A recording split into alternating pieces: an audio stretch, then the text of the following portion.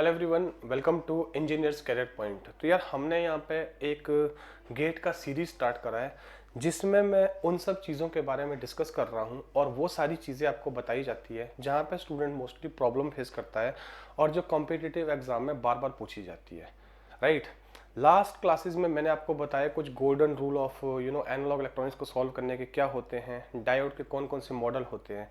अब आज मैं एक डायोड के वेरी स्पेशल मॉडल के बारे में बात करूं, small signal model of diode. इसको मैं ग्राफिकली भी कर सकता हूं।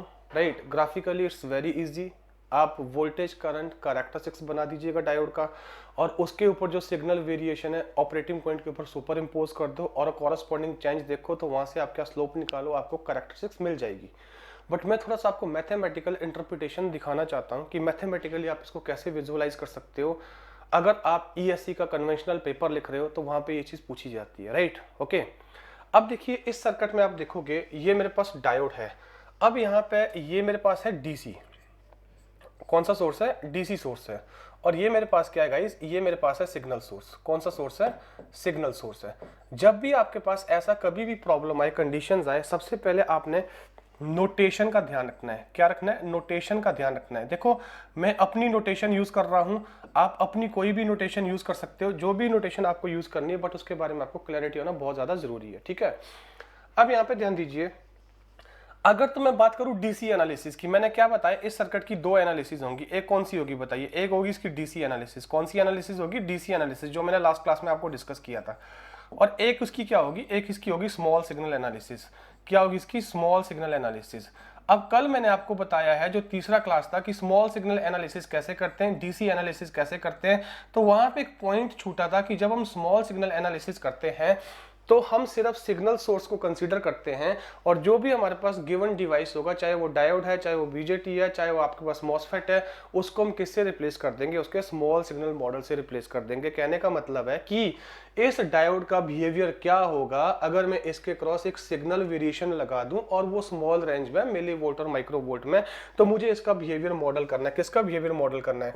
इसका बिहेवियर मॉडल करना है। Is it clear? अगर मुझे वो मॉडल पता चल पड़ा तो मेरे पास बाकी तो नॉर्मल स्टेप है कैलकुलेशन से, उससे मैं अपना आंसर सॉल्व कर ही दूंगा। राइट, अब देखो नोटेशन का मतलब क्या है। मैं तीन नोटेशन यहाँ पे यूज कर रहा हूं। देखो मैंने लिखा कैपिटल वी और कैपिटल डी सबस्क्रिप्ट में। इसका मतलब जब भी मैं दोनों जगह पे कैपिटल यूज कर रहा हूँ ये होगी डीसी। क्या होगी? डीसी। अगर मैं नोटेशन यूज कर रहा हूँ स्मॉल वी और स्मॉल डी, इसका मतलब ये क्या होगा मेरे पास? ये होगा सिग्नल। क्या होगा? सिग्नल क्वांटिटी, या ये सिग्नल वेरिएशन को रिप्रेजेंट करेगा। ठीक है, अगर मेरे पास तीसरा नोटेशन है, लेट अस सपोज मैंने लिखा यहाँ पे V और यहाँ पे लिखा मैंने कैपिटल D, तो ये क्या होगा? ये मेरे पास होगा DC प्लस सिग्नल। हाँ जी, क्या होगा? DC plus signal. Is it clear? तो गाइज ये मैं अपनी नोटेशन ले रहा हूँ, तुम कोई भी नोटेशन ले सकते हो, इट्स अप टू यू।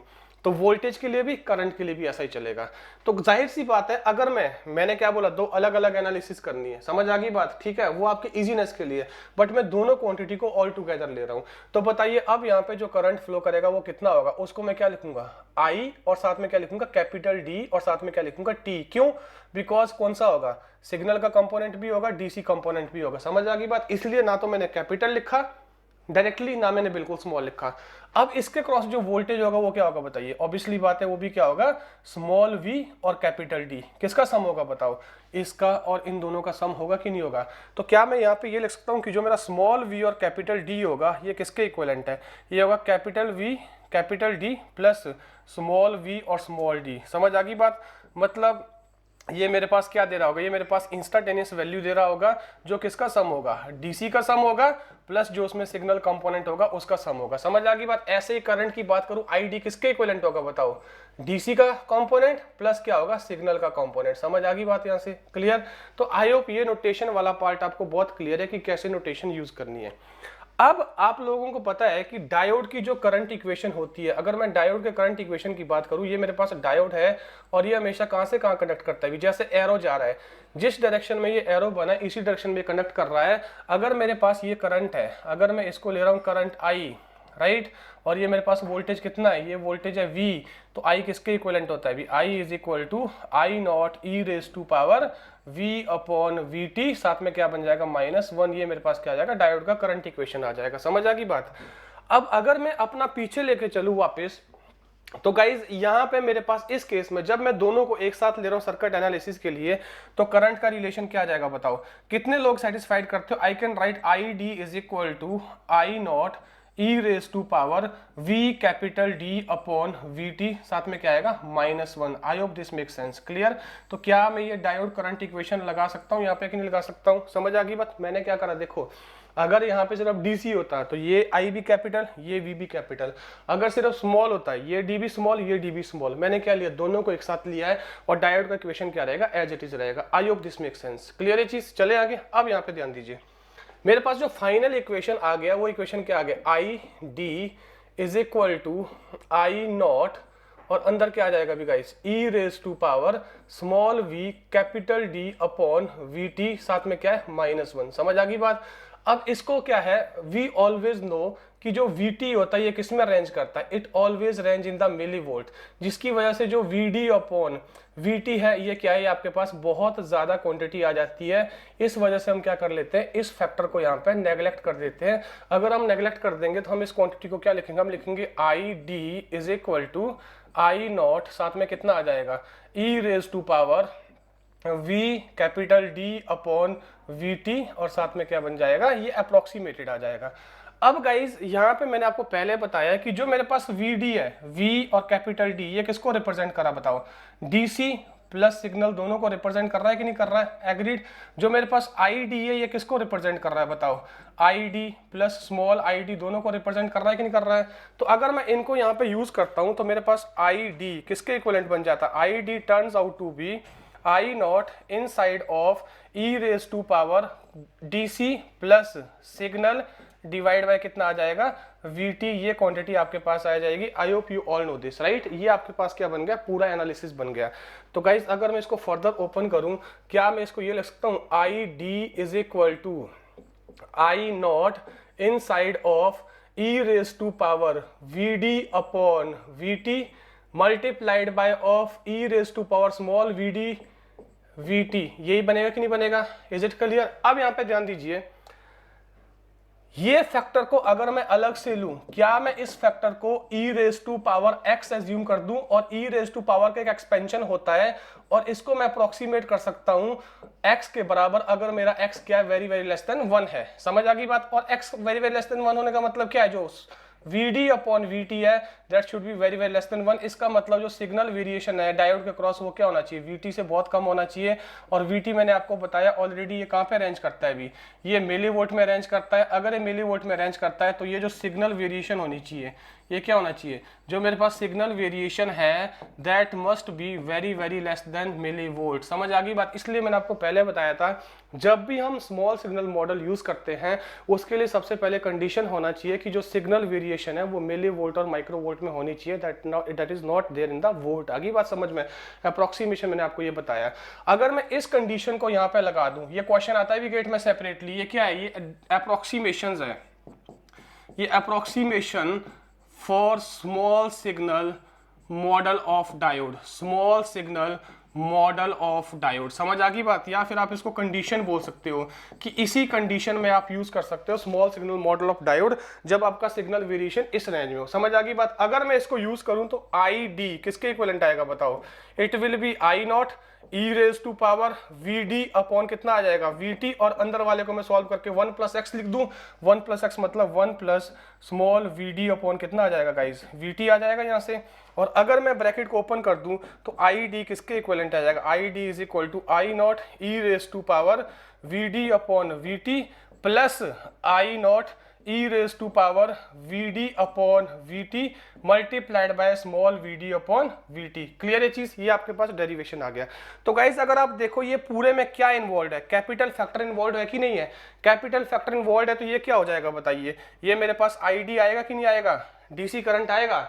अगर मैं ये देखूं ये भी पूरा क्या है, कैपिटल इन्वॉल्व है कि नहीं है, इसका मतलब ये भी मेरे पास क्या आ गया, आईडी आ गया। यहाँ पे भी आईडी लिखा मैंने, साथ में क्या आ गया, small V small D upon कितना आ गया, वीटी आ गया। ये किसके इक्विवेलेंट है मेरा, स्मॉल आई और कैपिटल डी। क्लियर।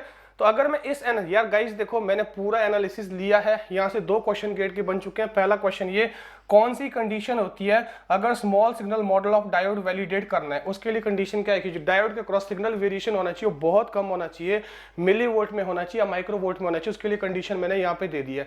कुछ बुक्स में VD very very less than eta VT होगा। ईटा आपका यूटिलिटी फैक्टर होता है, रिकॉम्बिनेशन फैक्टर होता है, वो हम ईडीसी में पढ़ेंगे, उसको मैं यहाँ पे इग्नोर कर रहा हूँ, तो मैं उसको 1 मान रहा हूँ, इसलिए मैंने खाली यहाँ पे वीटी लिखा है। Is it clear? I hope this makes sense. Okay, अगर मैं इस एंटायर एनालिसिस को गाइस आगे कैरी करता हूं तो मेरे पास जो रिजल्ट बनेगा वो क्या बन गया, I D is equal to क्या आ गया बताओ, आई डी प्लस साथ में आई डी साथ में कितना आ गया बताइए, वी डी अपॉन कितना आ गया, वी टी। ये बन गया मेरे पास। अब यार ये भी क्या है, ये भी तो दोनों का सम है ना। किसका सम है? डीसी प्लस सिग्नल करंट का, इज इक्वल टू क्या लिख दूं, आई डी प्लस कितना आ जाएगा बताइए, आई डी साथ में क्या आ जाएगा, वी डी अपॉन कितना आ गया, वी टी आ गया। अगर आप कंपेयर करो, this factor goes hair, is it clear? और ये किसके साथ इक्वेट करेगा भी, this will be equating with this factor. तो यार इसका मतलब अगर मैं यहाँ पे लिखना चाहूँ, जो मेरा आई डी है वो किसके इक्वेट हो रहा है, I D is equal to capital D C I D upon कितना आएगा, वी टी मल्टीप्लाइड बाय क्या आ गया अभी, वीडी आ गया कि नहीं आ गया। अब यहाँ पे ध्यान दो, इस पूरे एक्सप्रेशन में आपके पास ये क्या है भी, ये है सिग्नल डायोड करंट। ये क्या है, ये सिग्नल डायोड करंट है, जो डायोड के क्रॉस करंट आ रहा है because of the signal variation. अगर मैं इसकी बात करूँ, ये क्या है भी, सिग्नल डायोड वोल्टेज। क्या है? सिग्नल डायोड वोल्टेज या डायोड सिग्नल वोल्टेज। समझ आ गई बात यहाँ से? क्लियर है? ये फैक्टर पूरा क्या है, ये कांस्टेंट वैल्यू है। क्या है ये? एक फिक्स वैल्यू। क्या है ये? फिक्स वैल्यू है। Is it clear? तो अगर मैं इसी रिलेशन को आगे एक्सटेंड करूं तो क्या मैं यहाँ पे ये लिख सकता हूं कि V D small signal voltage across diode upon current across diode signal current is equal to how much, V T upon I D. Isn't it like this? इसका डायमेंशन क्या होता है अभी, वोल्ट। इसका डायमेंशन क्या होता है, एम्पियर। और ये किसके इक्विवेलेंट आएगा, ओम। और वोल्टेज अपॉन करंट आपके पास क्या आएगा guys, isn't it a resistance. और इसको हम क्या बोलते हैं, R D. We call it the R D is equal to small signal voltage across the diode and signal current across the diode is equal to Vt upon Id and this is known as the dynamic resistance। इसको हम क्या बोलते हैं, इसको हम बोल देते हैं dynamic resistance। हाँ जी, क्या बोलते हैं इसको हम, we call it the dynamic resistance and in some cases we call it the small signal resistance, we call it the small signal resistance, or we call it the small signal incremental resistance, or we call it the signal incremental resistance, we call it the signal incremental resistance। is it clear? मैं इसके ऊपर numericals भी लूंगा gate के जो पूछे गए हैं। तो गाइज इसका मतलब है जब भी आप स्मॉल सिग्नल एनालिसिस कर रहे हो किसी भी डायोड की, आप अगर इस कंडीशन को सेटिस्फाइड करते हो, कौन सी कंडीशन को सेटिस्फाइड करते हो, अगर आप इस कंडीशन को सेटिस्फाइड करते हो जो मैंने यहाँ पे कंडीशन लिखी है, if you satisfy this condition then you can replace that particular diode while doing the signal analysis with a, क्या बोला मैंने, किसके साथ रिप्लेस कर दो, एक डायनामिक रेजिस्टेंस के साथ रिप्लेस कर दो, आपका काम सॉल्व हो जाएगा। क्या हो जाएगा, आपका काम सॉल्व हो जाएगा। उसके बाद बाकी जैसी सर्किट एनालिसिस है वैसे सर्किट एनालिसिस लगाना स्टार्ट कर दो। अब देखो आरडी का वैल्यू ये तो फिक्स होता है, वीटी का वैल्यू कितना होता है बताइए, 26 मिलीवोल्ट होता है रूम टेम्परेचर पे। क्लियर? रूम टेम्परेचर कितना हो गया, T is equal to 300 degree Kelvin. यहाँ पे कितना होता है, 26 मिलीवोल्ट होता है। अब ये आईडी है, ये क्या है, ये डीसी करंट है। कौन सा करंट है, डीसी करंट है। समझ आ गई बात? ये कहां से निकलेगा, इसके लिए आपको क्या करना पड़ेगा, पहले इसके लिए आपको पहले डीसी एनालिसिस करनी पड़ेगी। समझ आ गई बात? मैंने कल भी आपको एग्जांपल दिया था कि स्मॉल सिग्नल एनालिसिस से पहले आप हमेशा डीसी एनालिसिस करते हो, आप उसका ऑपरेटिंग पॉइंट फिक्स करते हो, आप उसका बाइसिंग निकालते हो। तो वही हम यहाँ पे कर रहे हैं। आई होप दिस मेक सेंस। अगर आपको यहां तक पिक्चर क्लियर है, फाइनली मैं यहाँ पे कंक्लूज कर रहा हूं कि if diode signal variation is less than Vt, is it clear? Then we can use the dynamic resistance equivalent model, dynamic resistance equivalent model of diode while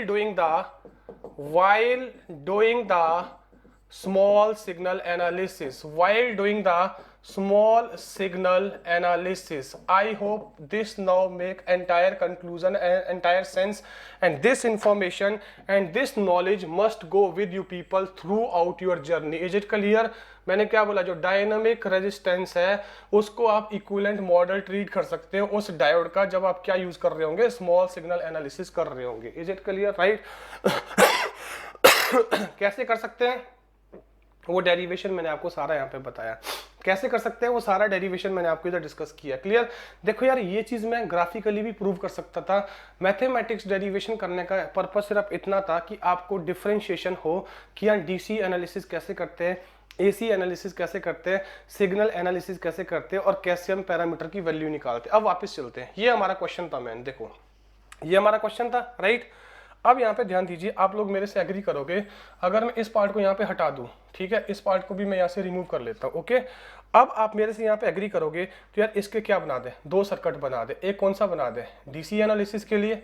हाँ जी, क्या बना दे, एक बना दे डीसी एनालिसिस के लिए और एक किसके लिए बना दे गाइस, एक बना दे स्मॉल सिग्नल एनालिसिस के लिए. हाँ जी, किसके लिए बना दे, एक बना दे स्मॉल सिग्नल एनालिसिस के लिए. आई hope this make sense now. अब बताइए मैंने क्या बोला, जब डीसी एनालिसिस के लिए बनाओगे तो आप क्या लोगे, खाली डीसी सोर्सेज लोगे और जितने भी एसी सोर्सेज होंगे वो सारे क्या कर देंगे, रिमूव कर देंगे. इसमें एसी सोर्स ये हटा दीजिए. सर्किट क्या बन गया, सर्किट आपके पास बन गया प्लस माइनस, साथ में क्या आ गया वीडी, और इसको किसके क्रॉस कनेक्ट कर दो, डायोड के क्रॉस कनेक्ट कर दो और यहाँ से आप इसका क्या निकाल दो, डायरेक्टली क्यू पॉइंट निकाल दो.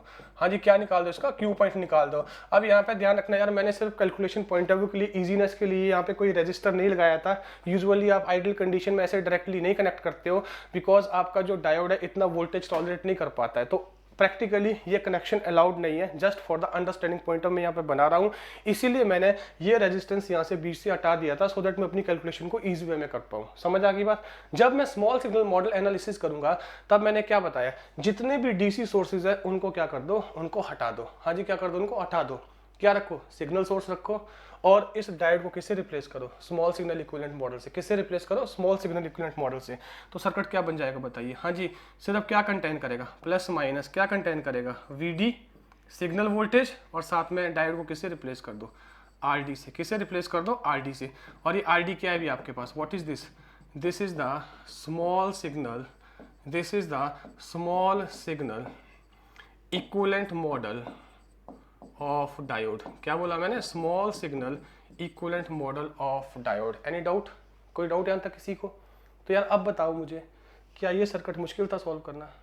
अब तो आपको क्लैरिटी है ना कि सर जब एसी के लिए आएगा तो हमने क्या करना, डायोड को रिप्लेस कर देना उसके स्मॉल सिग्नल मॉडल से.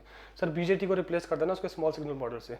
सर मॉसफेट को रिप्लेस कर देना उसके स्मॉल सिग्नल मॉडल से. बट वो स्मॉल सिग्नल मॉडल क्या होता है, उसके लिए आपको अंदर तो जाना पड़ेगा ना, एनालिसिस तो करनी पड़ेगी ना. तो वो एनालिसिस हम यहाँ पे कर रहे हैं. Right. I hope the point is very clear. Okay. तो गाइज यहाँ मैं ये वाइंड अप कर रहा हूँ, ये पूरा derivation. This was the small signal analysis of the diode. कैसे आप मैथमेटिकली करते हो और कैसे आप वैल्यू निकालते हो. अब आपको यहाँ पे ऑब्वियस और क्लैरिटी भी हो चुका होगा क्यों स्मॉल सिग्नल मॉडल बहुत इंपॉर्टेंट है एनालिसिस के लिए. राइट. सो गाइज ऐसे ही मैं आपको यहाँ पे छोटे छोटे वीडियो बनाता रहूँगा जिसमें मैं आपके वो क्वेश्चन लेता रहूँगा जहाँ पे आप ट्रबल फेस करते हो. नेक्स्ट क्लास में एक गेट का क्वेश्चन लूँगा जो यहाँ से 2 मार्क्स का, इनफैक्ट 4 मार्क्स का क्वेश्चन पूछा गया है. कंबाइंड डाटा क्वेश्चन था, अर्लियर 2010-11 में पूछे जाते थे, जहाँ पे दोनों क्वेश्चन का सेम डाटा होता था और अगले वाले का आंसर पिछले वाले के ऊपर डिपेंड होता था. राइट. तो उनको बोलते थे कॉमन डाटा क्वेश्चन. तो वो मैं 4 मार्क्स का क्वेश्चन अगली वीडियो में लूँगा. वहाँ पर मैं आपको और क्लैरिटी दूंगा कि इनका क्या यूज़ है, कैसे इसका हम यूज़ कर सकते हैं. राइट. Thank you.